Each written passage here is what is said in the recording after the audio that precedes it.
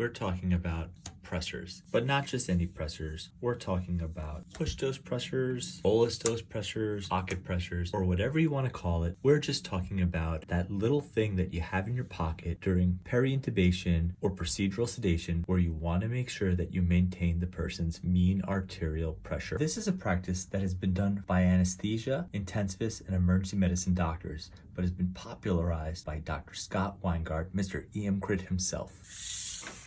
Now, just for some context, there's two types of push dose pressors. There's phenylephrine and there's epinephrine. Phenylephrine is just for afterload. It just works on the alpha receptors. Epinephrine, on the other hand, increases the afterload, but it also is an inotrope and increases cardiac contractility. What we're going to be talking about today is just epinephrine. Not that I have anything against phenylephrine, it's just I use epinephrine as part of my practice, and I'd suggest you pick one drug and use it.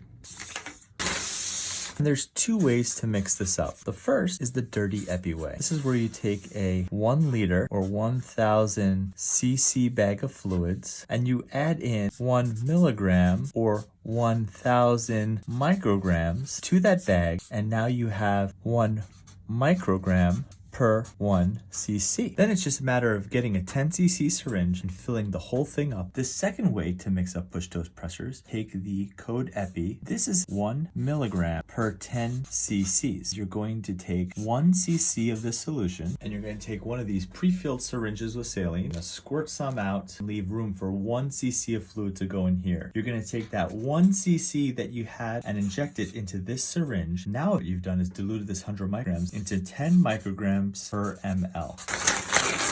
Now, one thing that cannot be stressed enough, and I will say it over and over again, you always need to label your syringe. That's what I got for you today. See you on the next Crit Bits.